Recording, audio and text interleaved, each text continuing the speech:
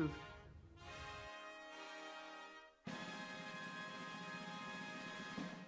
Try.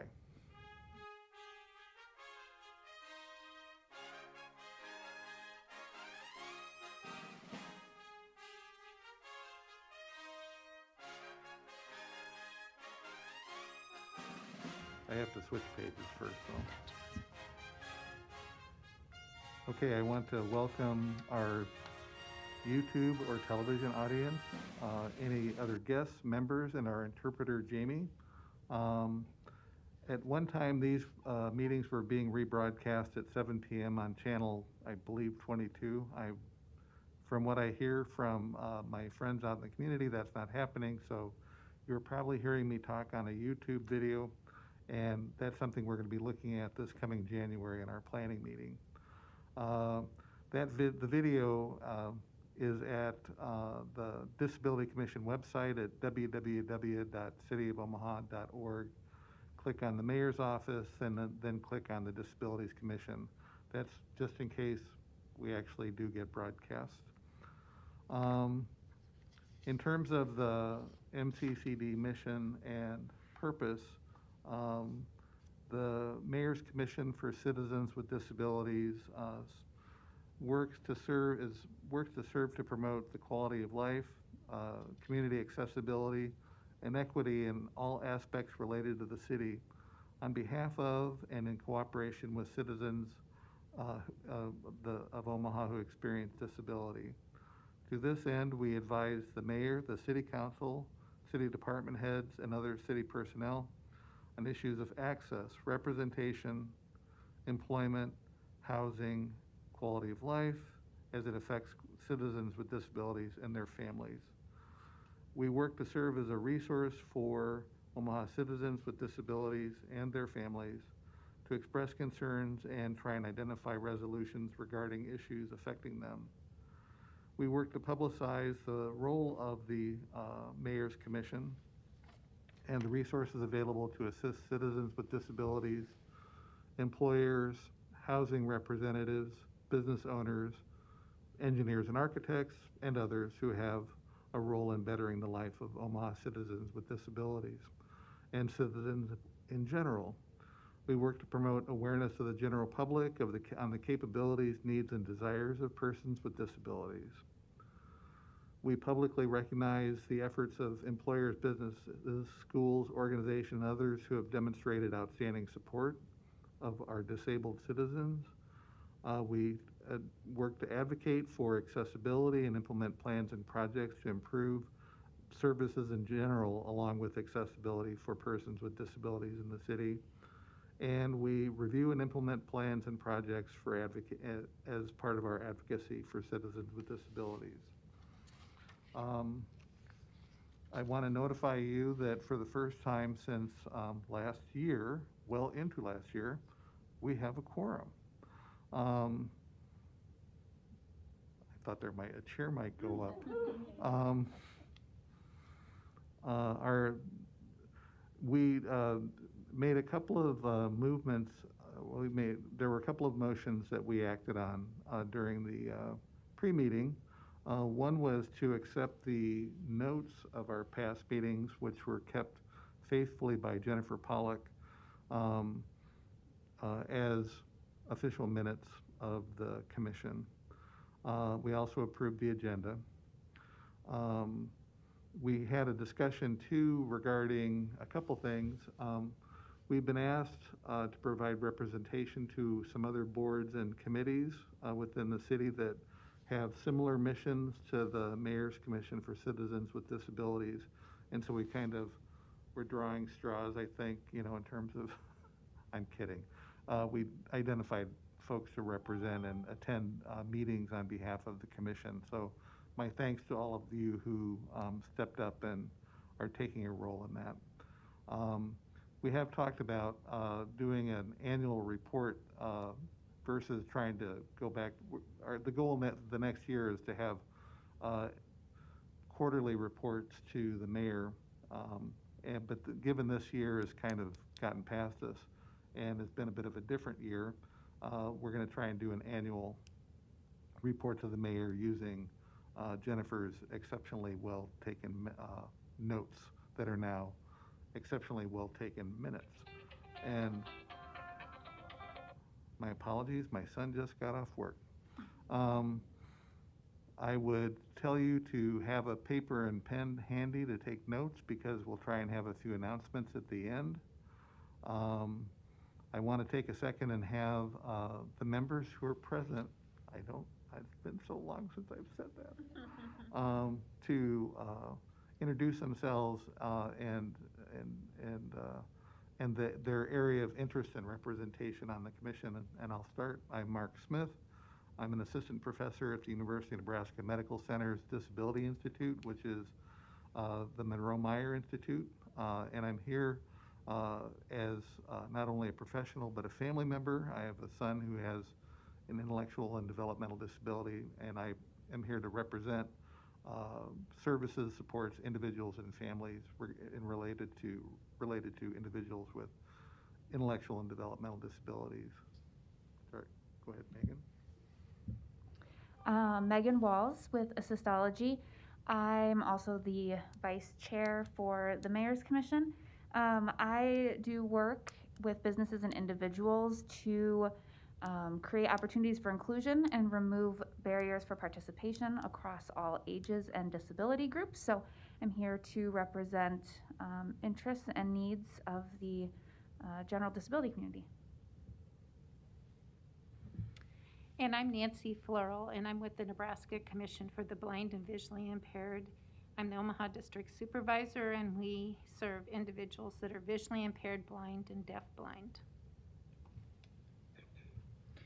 I am Laura Young with the League of Human Dignity. Quickly, if you need us, just call us.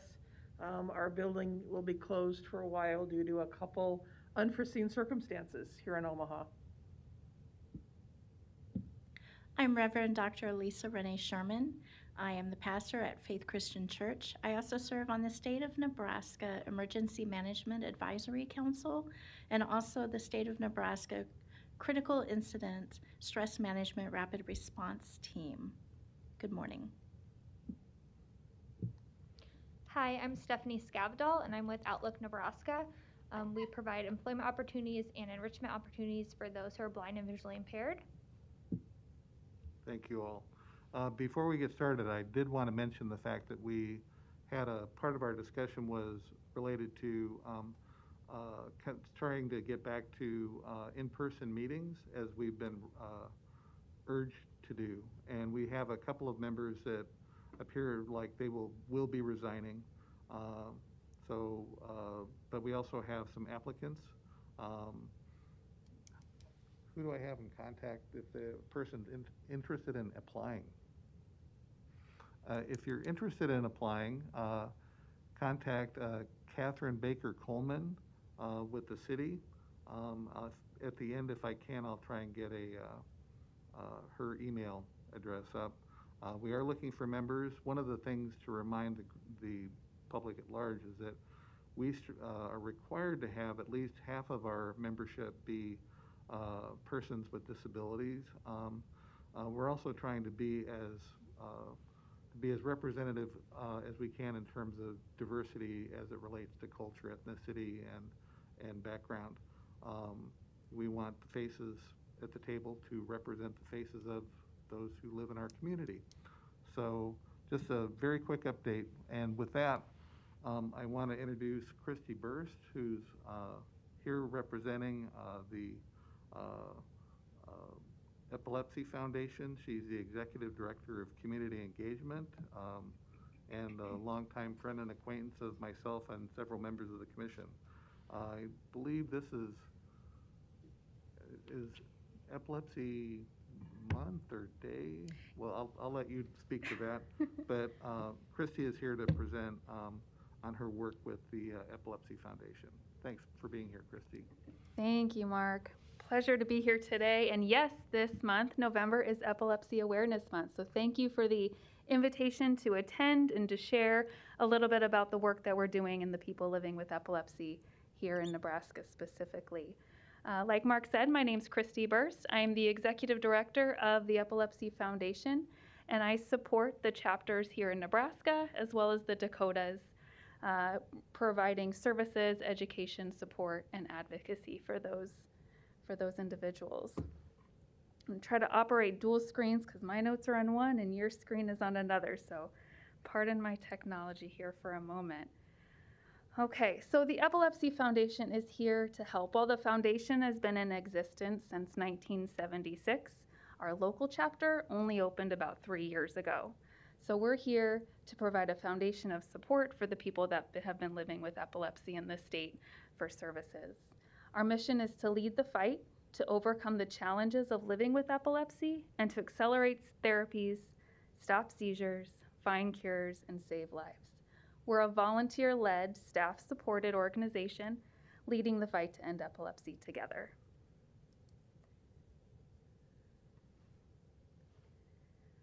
All right, so a little bit of background just to frame where we're headed today with today's discussion. So about seizures, the brain contains billions of nerve cells, right, called neurons. They communicate by sending and receiving electrical impulses. Now, the seizure occurs when any abnormal or excessive electrical activity temporarily interrupts that brain function. So every brain, yours, mine, your neighbor's, your child's, has the potential to seize. But not everybody who has a seizure has epilepsy. It's important to know that every seizure while seizures can look different from person to person, usually that person has the same seizure type repeatedly among themselves. It's common for them, though they may have a couple different seizure types. So how common is epilepsy? Just to frame out the prevalence, because it's often not really talked about. There's a lot of stigma around experiencing seizures, but 3.5 million, just shy of that in the United States, 3.5 million people have epilepsy. Nearly 500,000 of them are children, and right here in Nebraska, there's roughly 20,000 people who have epilepsy. Nearly 3,000 of them are children. So to give that a little bit of a closer framework still, think of a classroom, about 25, 26 kids in the classroom, 1 in 26 kids or people will have epilepsy in their lifetime. Even more impressive still, more prevalent still, 1 in 10 people will have a seizure. So while we're here to support people who have epilepsy, we're on a mission to share seizure first aid with everybody because anybody can be impacted by a seizure. Now, epilepsy is most commonly diagnosed in children younger than 2 and adults older than 55. And this is due to some other conditions or other common causes. Febrile seizures, strokes in older adults can often lead to seizures, right? Epilepsy, in fact, is more common than cerebral palsy, Parkinson's, and multiple sclerosis combined. It's actually the 4th most common neurological diagnosis. Now, how a seizure is classified is based on where it starts in the brain, right? So I'm going to give you a really high-level overview to frame out seizure first aid. And the reason I'm going to do that high level is because we have a lot of resources that are going to dive a bit deeper into that. So those of you familiar with seizures, I know that this is going to be glossing over quite a bit. So just a couple of years ago, seizure types were reclassified or they're renamed, and you're still likely to hear both terms. Current terms are used to help better understand where the seizure starts in the brain, where the onset of the seizure happens. They may be focal, as in that top image shows an image of a brain with one big dot and arrow shooting out on one side. That's focal, so it starts in one spot of the brain and stays in that hemisphere. It may also be generalized in that bottom image where it's depicted there's a couple of different places where the seizure activity happens and it shoots out in multiple directions. It can also cross hemispheres. Those are generalized seizures. But sometimes they're just not sure where those seizures happen. And that happens most commonly if the seizures aren't witnessed by somebody else, so nobody's there to tell them what they witness, or where that activity is happening, and then testing isn't able to identify it right away. Okay? So that's the first way to classify. The second condition is whether or not the person's awareness is affected, whether they're aware of what's happening at the time that the seizure happens and their surroundings, or they're unaware. Their awareness is impaired. They may lose consciousness during that seizure. Now, the third part it's important to recognize any other symptoms that may be observed, such as movement, smell, sight, other things that the person is experiencing or you as the observer is witnessing at that time. All right, I know that's a lot, but I promise that's really a high level. And if you stay tuned, we'll get to some more resources where you can learn a little bit more. So what you'll see when that seizure happens are changes in movement, sensation, behavior, speech, and awareness. And those seizures, what you observe, are dependent upon where that seizure happens in the brain. It looks very different based on where it happens. Remember, there's multiple lobes of the brain that can be impacted during that seizure. How that seizure is experienced by the individual is as unique as the individual themselves. They can be a staring smell, a muscle twitch or a spasm, difficulty speaking, confusion, automatic mouth or hand movements called automatisms. The person can be wandering or unsteady. Anything that you can do when you're not experiencing a seizure, you can do while in that seizure state. Some seizures can cause a person to collapse, shake, and become unaware of what's going on around them. And some seizures still have outward signs that may be or may not have outward signs that can be as subtle as a funny sensation, like deja vu. They could experience a change in smell. Sometimes burnt toast is commonly described from what a person can experience. Seizure symptoms and signs of seizures vary from person to person, but in most cases, they're consistent and predictable for each individual. All right, went over a lot of that pretty quickly. That's a lot to take in. And the reason I wanted to outline that framework is to bring us to our seizure first aid. There are a lot of resources that are available at epilepsy.com that I'll share here in a moment. The most important being seizure first aid and learning those basics. What you see on your screen here now, there is a poster to the right-hand side with some numbered graphics. And this poster is offered here in Spanish, and we do have that available in multiple languages at epilepsy.com so that you know those seizure first aid basics. I want you to remember the 3 S's plus 5. Stay safe side plus 5. So stay with the person and start timing the seizure. Keep the person safe. Move or guide them away from harmful objects. Turn the person on their side if they did lose awareness and they've fallen to the ground. I don't want you to put anything in their mouths. I don't want you to restrain them. This can cause more harm than good. Stay with them until they're aware and alert after that seizure. And you're timing that seizure with 5 minutes being that mode of action. If a seizure lasts longer than 5 minutes, it's time to call 911. We offer seizure first aid training. There's certification available, as well as a basic 30-minute on-demand course to go over the seizure basics. There's videos of what some of those seizure types look like and how to use those steps in different scenarios. I'm going to skip over my next slide. It's a video, but I'm having captioning issues as of last week, so we are going to skip that. Talk a little bit about the other programs and services that are available in addition to the seizure first aid certification training.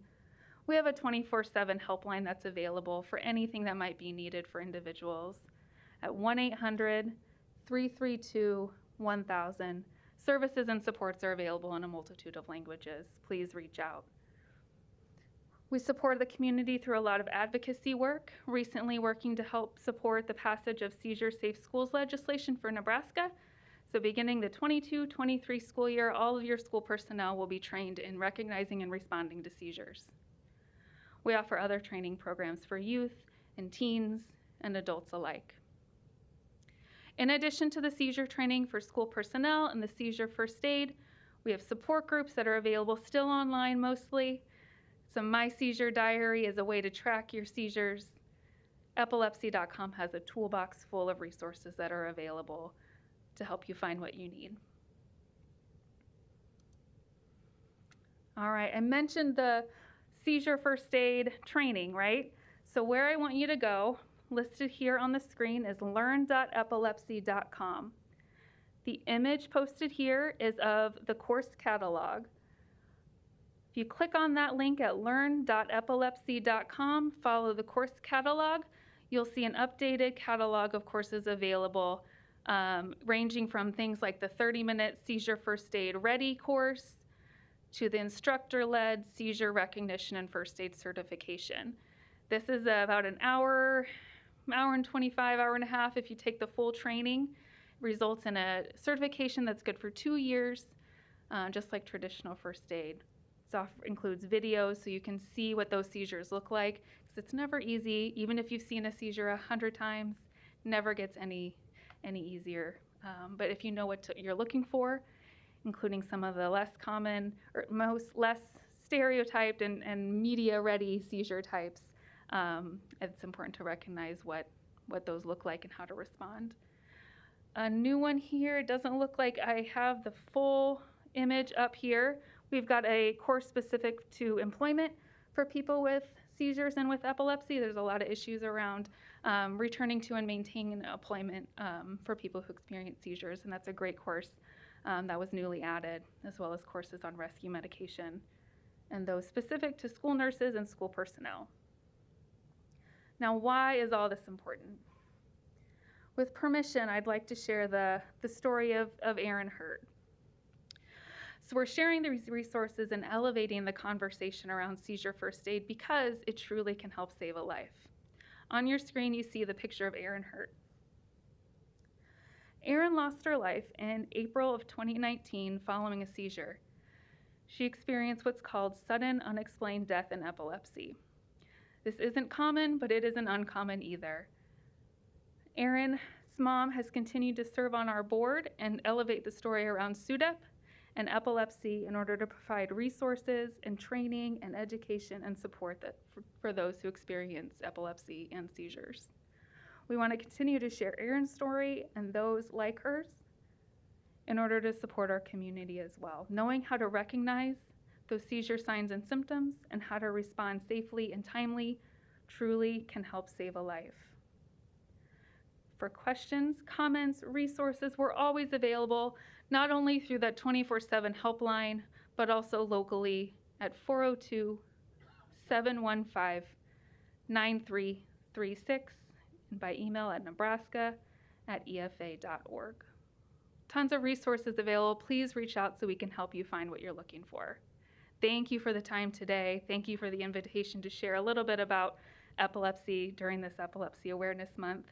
Happy to answer any questions that you have. Thank you again for the time.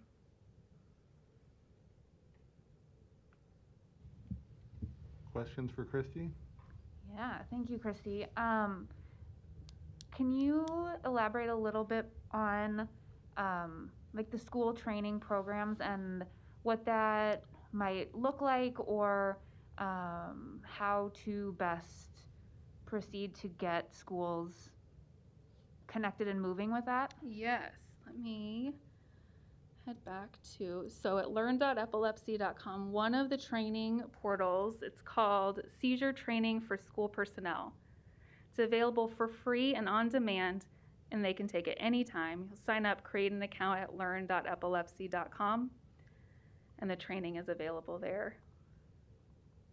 So along with the training, all school personnel being trained that year, and each school, each district is going to provide those training resources and requirements and timely based on their district needs. But there's also requirements to have someone on staff who's available to provide rescue medications if a student needs them, who's trained and available to do that. Requires seizure action plans to be on file for anybody who has a known seizure diagnosis. And we hope to have all of those supports implemented beginning this spring and summer with resources widely available, working with the Department of Education and Children's Hospital actually on some training opportunities there. Okay, so if the school personnel took the course, are you saying they would have one of those trained people designated as the key support person to administer the medications? Yes. And whatnot? Yes. Yep. So I see that there's a separate one for school nurses. So would school nurses take both, or would they just take the nurses one? They're not required to do anything beyond the school personnel training. Okay. Now, if they're interested, we always would encourage the additional training, but that's not what the the law requires. Okay. So the full school nurses training actually is broken into 3 modules, and it goes into much greater detail. And they've pulled out that rescue therapies section. All of it's available on demand, so they can do it on their own time. Pulled out that rescue therapies section so that it's available and in chunks that are easily digestible, hopefully. Okay, sorry, one more part. No, you're good. So, Ask them way. This protocol or training for the schools is going to be implemented through that Safe Schools legislation? Correct.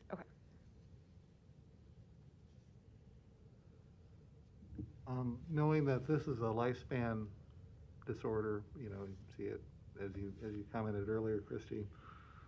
And I've heard this from adults I've known who have epilepsy in terms of their ability to drive. And there's some issues and the rules seem like they've changed some over time in relation to the recency of their last seizure to being allowed to drive again. So can you speak to that a little bit? I wish I could clear it up with my response. Unfortunately, I can't. That's what we feel too. The law is pretty muddy. It's not clear. There isn't currently a legal requirement for how long that seizure-free period is before they can drive. Right now, it's up to the doctor. The doctor can contact the department and either allow or disallow or approve or disapprove. However that works, the driver's license for that period of time. I can tell you that I'm working with a team of great medical provider advocates who would like to see some of that cleared up and the law cleared up as well. So we're hoping to see some movement before too long because there's a lot of agreement that the law is fuzzy. Yeah, I can think back of a few years back, a friend of mine who had to be seizure-free for 18 months. Yeah. But she didn't live in Omaha, and so I was wondering what the rules were here, but it sounds like they're flexible. They seem to be. Not in a space where you necessarily want the flexibility if you're somebody who wants the black and white answer. In Nebraska, there currently is not a seizure-free period for driving. There are in other states, there's other models. The Epilepsy Foundation doesn't take a position on what that seizure-free period needs to be, but we would like to see some clarity for folks, whatever that determined time is. So the neurologists, the team of medical professionals that are kind of working in that space to identify what that law could look like and make some proposals there are doing a lot of research behind the scenes to make that determination as well. But rather than just throwing something out there and without any guidance. Hi, I'm Lisa. I want to thank you for all the work you're doing. I'm a parent of several kiddos with seizure disorder, and one of them with complex partial seizure, which covers all the range of seizures. So thank you for your advocacy, your training, and everything. I do have a question, because in the medical field, they're shifting from calling it epilepsy to calling it seizure disorder. Is that 2 different things, or is it the same thing? I've actually experienced it in reverse, shifting from seizure disorder to epilepsy. I haven't heard the reverse to be true, so that's interesting. At Children's Hospital, that's where we're in the neuro department, and they diagnose, and the diagnosis is stated as seizure disorder. And so I was just wondering if we're talking about the same thing or if it's 2 different classifications. Without knowing the specifics of the diagnosis, I couldn't say. I would say generally, which I hate to do, yes, we're talking about the same thing. How informally, anecdotally, it's been presented, in my experience, has been, well, our doctor called it seizure disorder, when in fact it is epilepsy. So I don't want to make the case. I don't know enough about the situation with your children, but that's interesting, and that's something I'd like to learn more about also. Thank you for raising that to my attention. Yeah. Hi, Christy. You referenced the protocols in that for the schools, and then you also mentioned in the training and that in protocols for employment. Would they be similar? It is. The seizure first aid is similar. The different training that's available offer different settings, examples, things to consider. The employment, I believe, talks more about having the conversation with your employer, things of that nature, in addition to the seizure safety. I'm Laura. Nice to meet you. I'm just curious because I don't know. How are you funded here locally? Is it all just donations? Is it grants? Is there Fed dollars in there? Because it takes money to do all this, so I'm just curious. Yes, yes to all of those.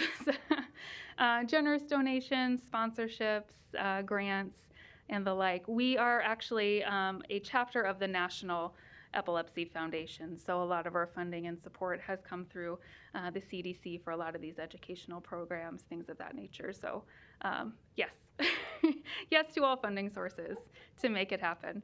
We've got great partners that we work with here locally as well. Mm-hmm. Since this is Epilepsy Month, what have you had planned? What have you done, or what have you? Do you have anything planned for the public related to the month? Yeah, it's an interesting time, right, Mark, with COVID and gathering. So a lot of our awareness campaign has been focused online, and removing the filter has been our campaign this year.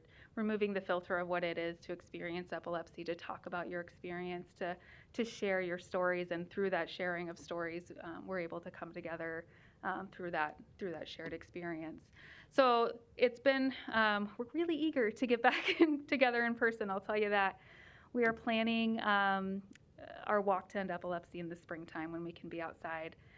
The walk will be in April in the Omaha area. So that'll probably be our next big in-person gathering. Everything awareness related has been online. Mm-hmm. I was going to say the walk could be today or tomorrow, but after that, I wouldn't want to make any promises. No, and it takes so much time to plan, and you never know what Nebraska weather is going to do, right? Never know, even in April. So, Thank you all for your time today. I really appreciate the time to share. We're here to support, provide resources, find out more, and work together with our community partners around seizures and epilepsy. Thank you for the time. Appreciate. Last question. Oh, sure. How would someone reach out to you if they had questions? Yeah, I'm going to hopefully spinning and thinking. Oh, we went to the online version. I was going to skip back to my, Catherine, I hope I'm not messing with your computer. Okay. Back to the contact information here. So epilepsy, the hotline, our local phone number, 402-715-9336, and nebraska@efa.org are the best places to reach us at. If you're an online social media user, we've got our Facebook page, Epilepsy Foundation Nebraska. We answer inbox messages there all the time. So whatever your preferred mode of contact is, we want to be available. It's probably worth mentioning that if somebody really wanted to get to you badly, they would just have to reach out to the commission, because so many of us have your email address personally, but that's probably a fairly inefficient way to go about it, I would think. But thank you, Christy. That was most informative. Thank you all so much. Thank you. Thank you.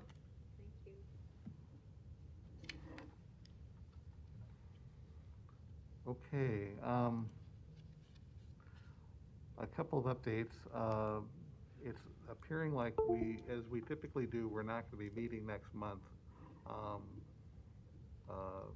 Per our tip, as gets very difficult for folks to try and mesh jobs, family, and holidays. And if we had it on the usual date, I think that would be,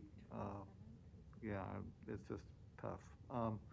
So we take a break in December. We usually have a planning meeting in January, so we'll be talking about planning presentations and activities, and just kind of our strategic map for the coming year. So we won't have another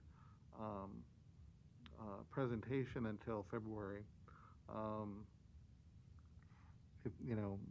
But we will be busy. There's plenty of stuff going on. I want to take a second to, I have a note here on emergency disaster management preparedness training. Is that something we need some remarks on, for, I think several members went to the training. or just let it? Yeah, Kat and Gerald were going to meet with the Douglas County Emergency Management, which they did, before we put together a plan. So, unless Kat has that info, we'll just have to get it before our planning meeting, I guess. Sure. Okay. Okay, at this point, I just want to go around and see if any of the members have announcements. We'll start with Stephanie. Just, okay. Yes, at Faith Christian Church on December 4th, we are having a living nativity. And what we want to do is invite the community. Sometimes it's hard for children with disabilities to be part of a Christmas program. So if you are a family and you would like to participate in that, please feel free to contact Faith Christian Church at 402-333-7866 or office at faithomaha.org. And we would love and be honored to have your family participate in our Christmas program. Again, that's December 4th, which is a Saturday evening. Thank you. Thanks, Lisa. On December 10th and 11th, Imagine Inclusion will be having the second annual Illuminate Inclusion Holiday Lights Display. It takes place out at Zarinsky Lakes, what's it called? The main shelter area. The entrance is off of 156th at the water park. It goes from 5 to 9 p.m. on both Friday and Saturday night, and it is at no cost to attend, with donations accepted. And the New Orleans Snow food truck will be on site with treats to purchase to enjoy on the drive as well. Thanks, Megan. I don't have any announcements. The one thing I wanted to mention was I would, without having Kat's email handy, I would go ahead and contact through the mayor's website, as I described earlier, at www.cityofomaha.org. Click on the mayor's office and click on the Disability Commission for one of two reasons, or both. One is if you have an interest in serving on the commission. The other is if you have any issues that are presented to you in terms of accessibility, employment, whatever the case may be, and you're a person with a disability or a family member, and you just need some help in remediating that, because we have a lot of expertise around the membership of the commission. And if we don't know the answer, we always typically know who to call. And if that fails, then we just go to Kat, and then she always knows. So that was me giving Kat a hard time. So I want to thank the members of the commission who were able to be here in person today. And with that, I will convene our meeting for November.